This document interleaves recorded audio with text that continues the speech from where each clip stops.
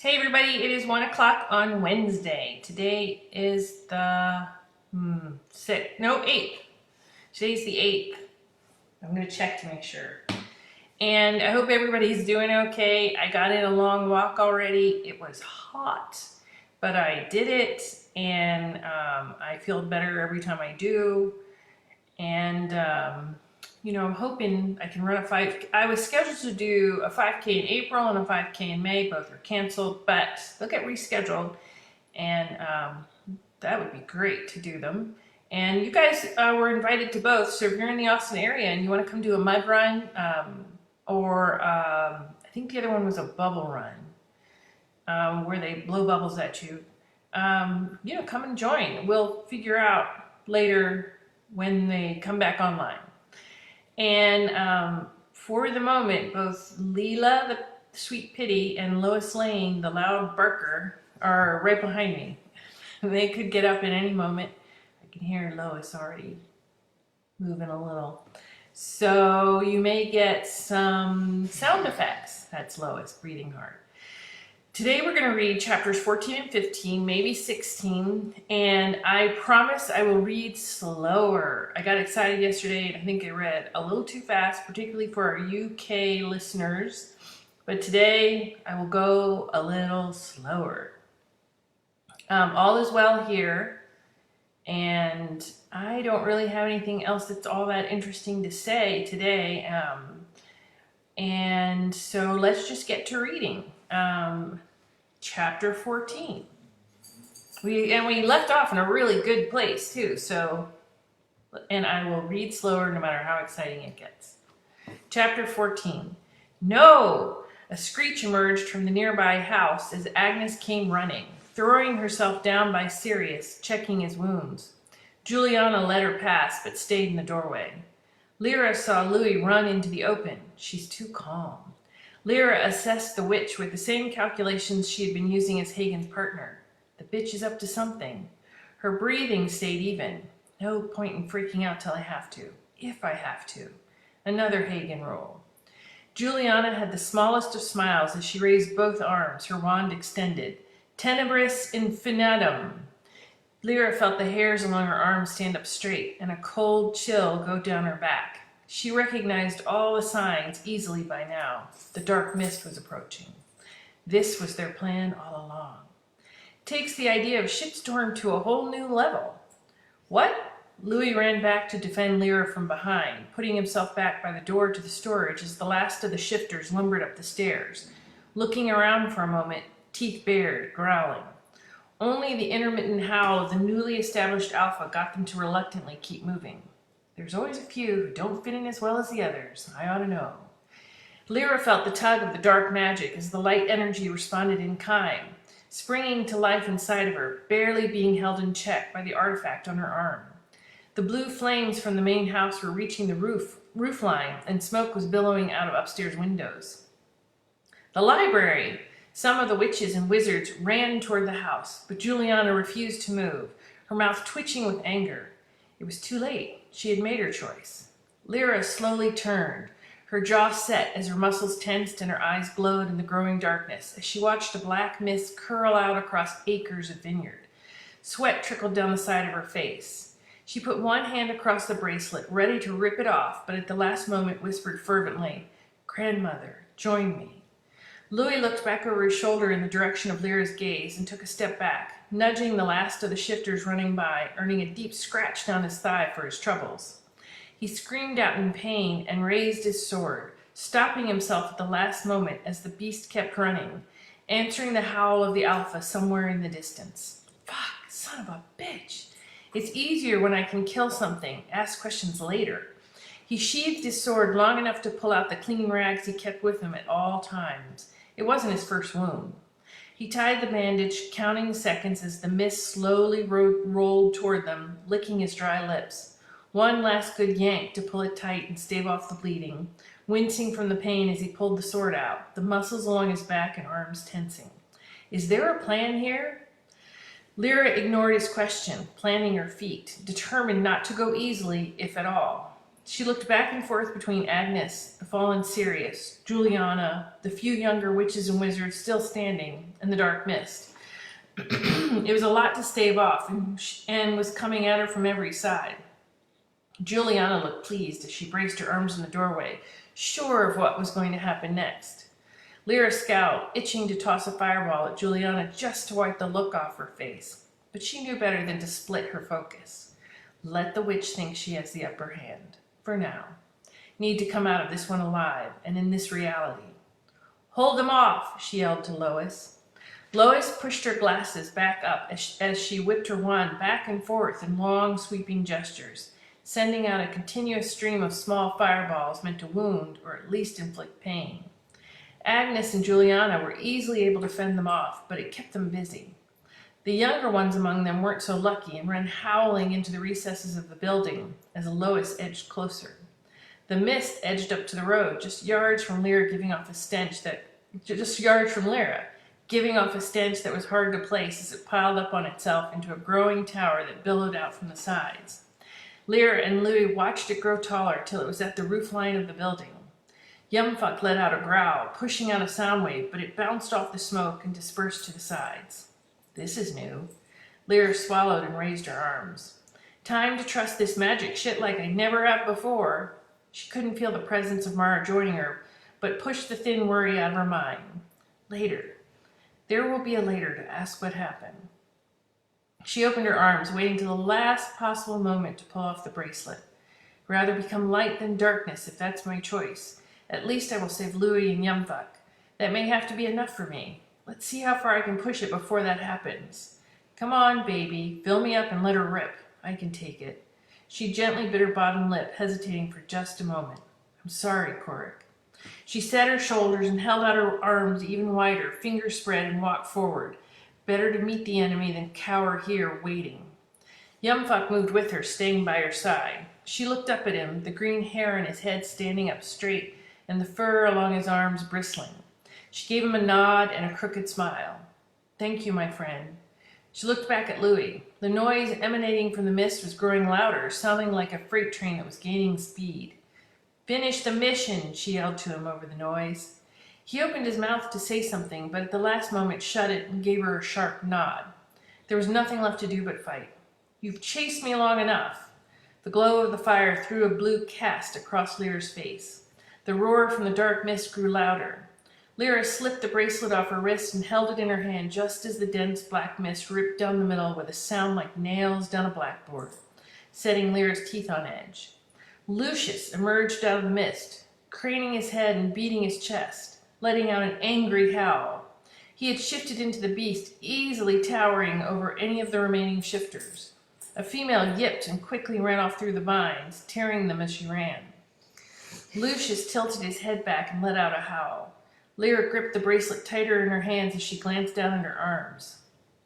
The symbols flashing by in her arms startled her. They went back and forth, torn between warning her of an ally or a foe.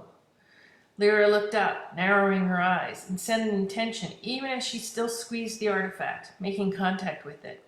Set an intention like you never have before. Do whatever you have to. I turn it all over to your care. The magic swept up into her legs and surged out from her belly, lifting her inches off the ground. The artifact was still making contact with her skin, and the light was gathering, circling her even as it pushed out in every direction, surrounding her in light. Lucius stepped forward, slowly dropping to all fours, the muscles along his back rolling with his movement, and the ground shuddering underneath him. He looked at Lyra, tilting his head to the side as she held his gaze. I will not die gripped by fear, and I will make sure you know I was here. Lyra stepped closer, sending out the magic in front of her, seeing her own brilliant, glowing trail encircling the beast, stirring the fur along the sides. Lucius shook his head, annoyed, and swiped at the trail of energy. Juliana stepped from the doorway, pleased with how well her plan was working, even if the house behind her was slowly becoming engulfed in flames. Sirius was an unintended casualty, but his wounds might still heal, and his death might prove to be an even better outcome for her. The reins of power over the old families were so close. The sound of lightning crackling split the air, and there was the smell of ozone burning as a portal opened to the far side of Lucius near the vines. Mara stepped through, leaping to the ground, her long dark hair falling around her shoulders and her eyes already glowing from the magic coursing through her veins. She was in thigh-high leather boots and a long suede tunic, a bow resting in one hand and a quiver of arrows on her back. It was her old clothes from her days on Orosaren. "I got your distress call, granddaughter. Something about it was different. I came prepared." "Nana." Lyra arched her back as the energy continued to build within her. "Sorry it took me so long. I had shoved all the old gear to the back of a closet. Who knew I would need to play fucking warrior again in this lifetime?" She was shouting over the noise. Mara stood up tall and pulled an arrow out of the quiver, the head a glowing fireball. She pulled back her arm and took stock of the beast. "You," she hissed. "The fucking beast that tormented the world in between. I should have known you were behind the dark mist. Payback's gonna be a real problem for you. I'll make sure of it. 4 years of duck and cover." Mara moved closer to Lyra, still aiming the arrow. The beast let out an angry growl and stood up on his hind legs, ready to pounce. Yumfuck flexed his arms and let out a howl, determined to get in front of Lyra and Mara. But Lucius had other plans. He turned and ran laterally to the side, toward Juliana in the doorway. "No, you stupid!" The color drained from Juliana's face as she took a step back and weakly raised her wand, unsure what to do. Lois looked on in horror, wondering if she was about to see her sister-in-law torn to shreds. Lucius leapt through the air, easily covering the ground between them, landing neatly just feet from her. "Mine," he roared, loud enough to be heard. He stood back up on his hind legs and beat his chest. "Vengeance is mine." Juliana's eyes grew wide, and she turned and fled into the house. Agnes swallowed hard and hovered next to Sirius as Toby pressed himself against a wall. Nothing was turning out the way the clan said it would go. He wanted to run, but he couldn't convince his legs to move. The other witches and wizards took off at a run in every direction, deserting Agnes. Juliana reappeared at the doorway, a determined look on her face, her eyes dark with fear and anger as she ran toward Agnes and Sirius, barely edging by Lucius. She waved her wand as she ran, creating a portal low enough to the ground to lift Sirius and push him through as Lucius lumbered toward them. "Hurry!" yelled Agnes, tugging at Sirius's arm. Lyra wanted to follow them. She could see the estate from her vision through the portal, but Lucius blocked the way and was closing in on Juliana. Mara grabbed Lyra by the arm and yelled to Louis, "This is our cue. Come on," even as the mist swirled around their ankles. Lois made her way around, joining them. "You too, yumfuck." Mara hastily opened a portal as Lucius lunged for Juliana. She had a leg into freedom as his claws gouged her back, catching on the fabric of her cape as he lifted her into the air and slammed her on the ground. Agnes reached through the portal, pulling her hand back as the beast swiped at her. She watched in horror as Lucius tore at Juliana's flesh, and she cried out in pain, lifting her wand to defend herself, only to watch her hand rip off at the wrist and fall to the ground, still gripping the wand. Lyra held out her hand to Yumfuck as he shrank down and jumped into her palm, while Lois and Mara went through the portal. "The portal's not holding, Louis. There's nothing you can do for her. Not now." Louis was still standing in the same spot, his sword drawn, unsure what to do. Lyra peppered him with pea-sized fireballs, shaking him out of his stupor. "Now or never," she growled through clenched teeth. He turned away as the beast finally ripped out Juliana's throat, ending her suffering. Just as Agnes's portal closed, a look of horror frozen on her face. "Karma is a fucking bitch," said Louis, as he sheathed his sword and ran for the portal, leaping through. Lyra followed closely behind him as Lucius turned and lumbered toward her, picking up speed. Come on, come on, come on. Close.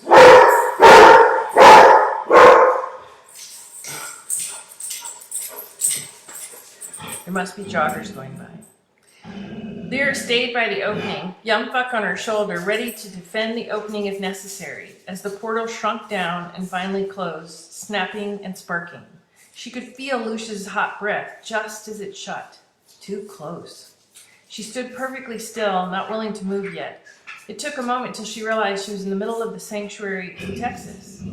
She fell to her knees, her arms shaking, the bracelet digging into the palm of her hand.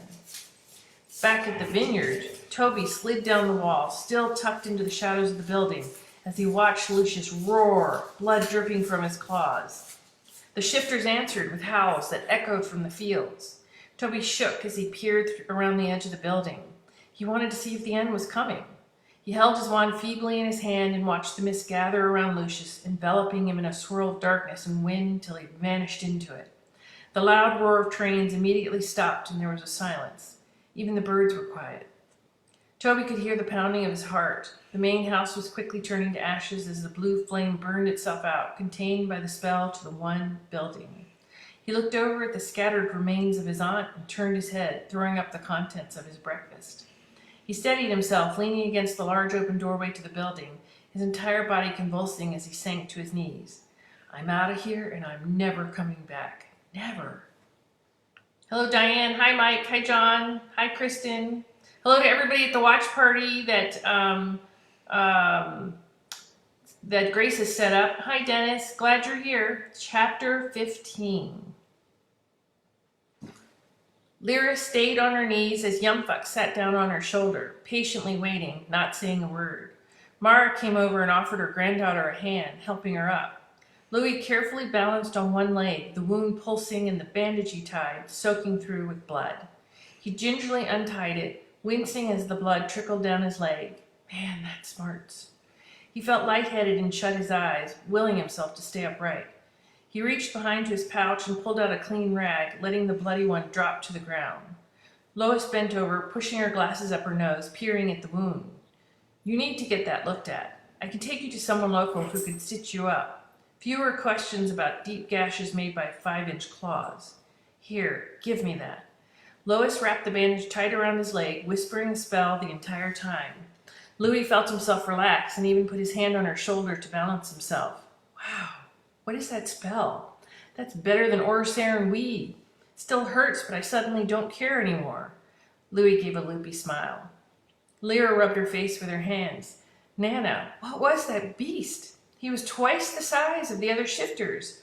What did I hear you yell? He created the dark mist and was trapped in the world in between with you. That's fucked up. It's a guess, but a pretty good one. He ruled the world in between. He was in there for as long as anyone could remember and was known for sucking the essence out of the darker beings that were trapped there. Mara shuddered at the memory. Awful business. Worse than death. A real-life version of zombies, but even those things aren't tied to a dark being doing his bidding. Lyra shut her eyes and made herself listen to the sounds around her. Birds singing, the rustling of the Texas wind through the leaves. Safe and sound. She opened her eyes and looked around, consciously noting the ground underneath her feet. I'm going to get going and take Louis with me before his wound gets much worse. Lois was holding him up as he hopped on one foot.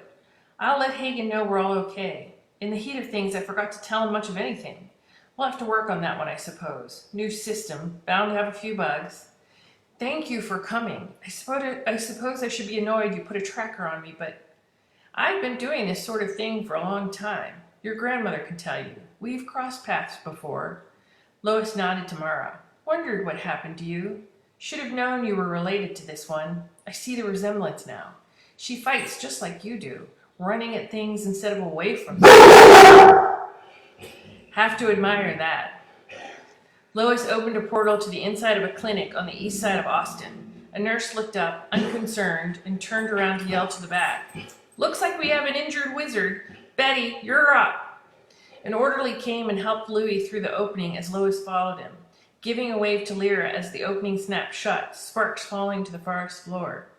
Lyra bent over for a moment, putting her hands on her knees as the troll stood up, balancing on her back, still waiting. She breathed in and out and stood back up. That was a battle.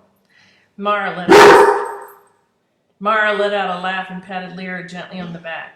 That was a good one, but you've already seen worse. Not with a possible ending like that one. Usually it's just death. She took a longer look at her grandmother. Warrior, huh? Don't remember you ever mentioning that one before. How long is your resume? Long enough. I may be a little older than you realize. Don't ask. What's a few hundred years between friends? I was a warrior a very long time ago and hung that up when I had your mother. It was supposed to be my past, but then you came along and the world decided to pull itself apart. And here you are. I kind of dig it. We should get going. Might be a good idea for me to change before your mother turns up. Her wedding is right around the corner. How about we don't scare her about what didn't happen until after the honeymoon? Lyra walked toward a clearing. Deal. I'm telling Korik, though, we promised something about no secrets. He's a good one. I see the way he looks at you. Lyra felt her face grow warm and changed the subject. You ever need to talk about those 4 years in the world in between? I'll listen. Don't think I ever got what a hell it was till today. Mara took Lyra's hand and opened a portal to the apartment she shared with Erica, peering through the opening. No one home. Coast is clear. Come on. She stepped through, still holding onto Lyra's hand, letting go as the portal closed behind them. Param stepped out from the shadows of the forest, the scales along his skin flipping back to honey brown as he watched the last of the portal close. The gardener emerged from the front of the trees where he had been standing, changing color from the gray of the bark to a deep brown. The vines in his hair coiled around, weaving in and out of his long hair. He could still smell the odor of the beast lingering in the air. Lucius found them. He shook his head. He was headstrong when he was a mere light elf. The world is pulling itself apart, and Lucius may be the tipping point. Then we stop him. If we can, son. And it better be before the humans find out. That should not be their introduction to magic. Let's do one more. Let's do 16. Hi, Dean. Glad you're here. And hi, Diane, if I didn't say that before. So, okay, let's do, oh, it's a short one too. All right, chapter 16. Might do 17, because 16 is only a page and a half. Lyra took in the smell of lilacs as she hugged Mara and felt herself relax even further. I tell you what, Lyra, if I ever get to a place where it's giving me the willies at night, I'll speak up. But till then, no one else needs to bear those memories too. I don't know. There's been more than a few people who keep telling me this is the point of being here, working together and sharing crap. Spoken like a real Baron's woman. Lyra's phone buzzed and she pulled it out of her pocket. I forgot I had this with me. Damn vineyards didn't get any reception. I'm pretty sure one of the spells the gardener put on the sanctuary was a ban on all technology. Holy crap, I have 9 missed calls from Turner Underwood. Mind if we catch up more later? Go be a superhero. Mara rubbed Yumfuck's head as he trilled. You did a good job today, my friend. I'm proud of you. I don't have my car here. Fuck, he's calling again. One more portal. On me. Go. I need to change and stuff this outfit somewhere before your mother turns up. She's a pretty good detective too, you know. Mara formed a ball of light, singing into it and pulling it apart. Thanks for showing up, Nana. Always and forever, Lyra. All right, we'll do one more. Chapter 17. Lyra stepped onto the thick lawn of Turner's estate by Lake Anna and looked around for him, but no one was outside. I'm here, she texted. Go play. She held out her hand for the troll as he hopped off her shoulder into her hand, and she put him on the ground. You more than earned it. He ran to the wide leaves of the nearby bushes, rolling in the dirt. The moon shone over the lake as Lyra watched a kayaker slowly row, stretching back and forth. There you are. Turner appeared at the side of the house, waving his arm frantically, tapping his cane with his other hand hard against the ground. His mouth was pressed into a thin, agitated line. Lyra took one last look at the lake and let out a sigh. That didn't last long. She ran easily to Turner, grateful for the chance to stretch her legs, even for the short distance.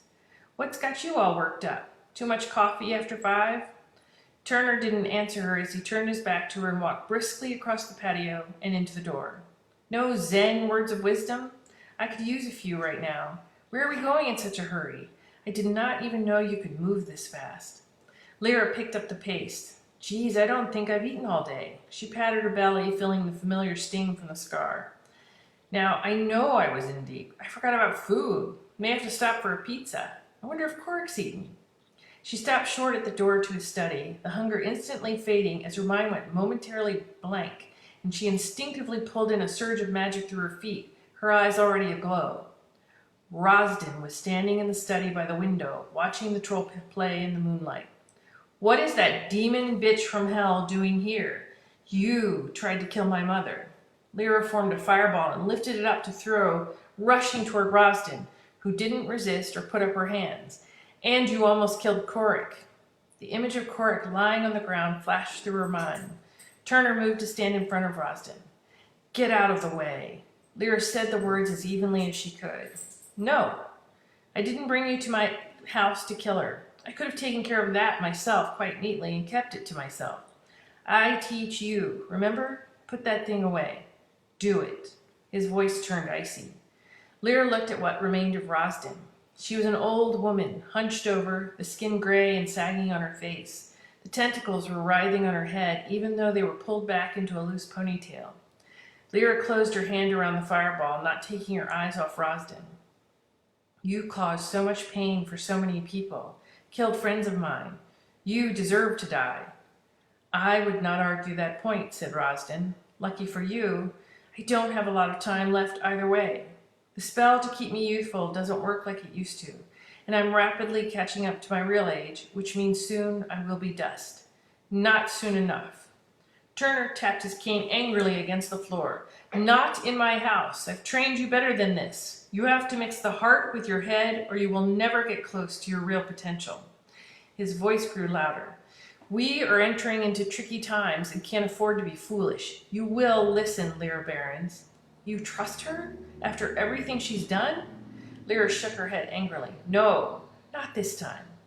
I trust what she has to say, nothing more, and you need to hear it. Rosden sat down on the small couch. My information is easily checked.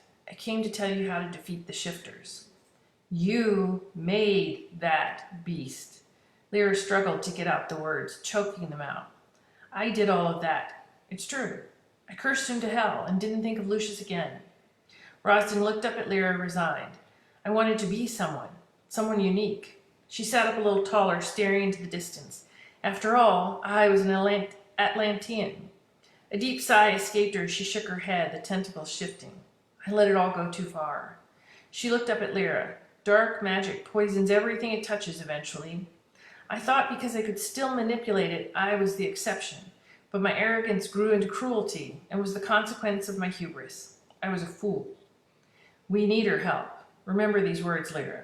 Nature does not know right or wrong, only consequence. You want to judge her for what she's done, and there are scores who would agree with you. Very few who would see any other path. But if we lose the coming battles because of your need to exact some price, can you live with those consequences? I cannot. Let go of the need to change the past. Even my magic can't accomplish that trick. Let the magic show you how to let go. Lyra looked at Turner, confused as he urged her to unclench her fists. He put his hand firmly on her shoulder, squeezing hard. Revenge in the end will cost all of us more than we can afford to pay. I need you to find the better part of yourself and let it lead. We aren't in the justice business. That's somebody else's job. We put the pieces together and bring them in. Another Hagen rule. It would have to do. Lyra closed her eyes so she couldn't see Rosden. Let it start there. We'll have to grow into this one. It's like a light switch. You either choose to move on or you don't. Turner's voice floated into her mind, overlaying the stream of magic floating through her. Have you told her about Tess? Rosden's voice jarred her back into a different reality. Not now. Lyra's eyes popped open. What about Tess? The anger returned, wrapping itself around the energy string. Do you mean the seer who's so famous on Orisarin? Did they find a lost prophecy? Lyra made herself look at Rosden. Can't learn anything if I don't look at the suspect. Rosden quickly looked down at the twisted knuckles of her aging hands in her lap. Lyra's forehead wrinkled as she looked at Turner Underwood.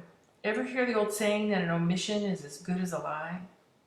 Turner rubbed his weary face with his hands and heaved out a sigh, leaning on his cane. I have handled this badly. Another sign my days as the fixer are numbered. He looked Lyra straight in the eye, holding her gaze. All right, no excuses. No backstory other than your word that what I'm about to tell you goes no further. Your word first. This is too important. I tell Korik or no deal, and I find out what's going on my own. You can count on it. Agreed. Tess the seer is still alive and living in a Kimana city under Paris. Lyra looked confused. She's human? That's not possible. She has the human spark, like you do, said Rosden. The DNA mixes with other DNA and comes out in unpredictable ways, like seeing the future, living longer, or unheard of magical abilities. No, you don't talk. Not to me. Not yet. Or ever. No. Lyra shook her head. You kept so much from me, and you're my mentor, Turner. I've been keeping Tessa's secret for hundreds of years. Every fixer makes that promise. Before you ask, no, Cork doesn't know yet. He will not have the pleasure of a smooth transition like I did. Magic is slowly returning to Earth, and this time technology is in the way, and nothing is routine or predictable. The shifters, that's your doing. You started this particular string of hell. Turner sat down heavily in a chair. Actually, that's not entirely true. Rosden is not the creator of dark magic, only a grand master at using it. Things happen in layers over time. Shifters were first brought into being so long ago no one can remember how it started. They hide among us on both worlds already, and have for years. Many manage to get up, go to work, have families, and fit in right under our noses. That's not what I saw at the vineyard. They looked crazed. That part is my doing. Rosden lifted her chin defiantly. It reminded Lyra of the battle on Lavender Rock, the losses, Larry, Grandmother Willen. There were so many reasons not to trust this woman, a shifter in her own right who took on many forms. I combined two very powerful spells to create shifters who found it difficult to think for themselves. Rosden gave an anxious smile. It seems to have fallen into the wrong hands in my absence. You cursed a light elf from the royal court and then topped that off by shoving him into the world in between. You set in motion a plot that killed the prince. Yes. Rosden bit her lip, choosing her words carefully. The curse, as you call it. It's why he's out of control. Lucius always did have a strong mind, but he's fighting the spell, and all those years in the void has turned him into something unexpected that draws in the essence of dark magic like metal to a magnet. They seek each other out, and it only makes him stronger, and yet adds to his confusion and his rage. I imagine he has a few things to say to you in particular. I imagine I'm the only thing he really wants in any reality you can conjure, so that he can finally absorb me into his revenge. Lyra finally took her first full assessment of Rosden, forcing herself to push whatever anger she was holding out of the way. You're hoping he catches you. He's your ticket out of this world. No, not yet. I have to reverse some of what I've done, if I can. Rosden hung her head. I was wrong to come after you. Let me do some good in the world before I go. Heed my warnings. The darkness that fills his body seeks out energy, and since I no longer have much, it wants you. Learn my knowledge while there's still time. Help the world accept the gate's opening. Two familiar strands of magic came up through the earth and entwined themselves around Lyra, vibrating as they climbed. Lyra smelled lilac in the air and felt the gentle nature of her mother, and the fortitude of her grandmother wrapping around her shoulders. They had felt her pain and come to join her, to remind her of what matters in the end.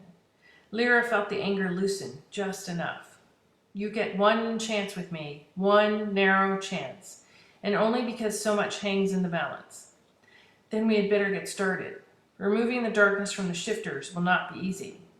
I take it changing them back to average Joes is off the table. That has been tried and usually steals their humanity as well, leaving them as empty shells. The most I can offer is to at least give them back their freedom to choose. Lyra shifted in her leather jacket. If Nana and Mom can do this. Okay, I'm listening. That's it for today. Hi, Nancy. Glad you made it. And another Mike. And I will tell Lois hello from you, Mike Mitchell. And she is being quiet for the second. Nobody's walking by. It's every day she likes to let me know, and no one gets by the window unannounced. I hope you all are having a good day, and I hope you're finding things to do. And, I have that eternal gratitude list going in the Martha Carr fan group. So feel free to come over there, and I try to add to it every day. I'll go add to it after this, and then I'm going to get back to work on the new Lyra Chronicles. June 29th, that will be out. The new Witches of Pressler Street, Book 6, Magic Underground, is out now. It came out yesterday. And The Lone Valkyrie, the second book, is in review in Amazon. So fingers crossed it's out soon.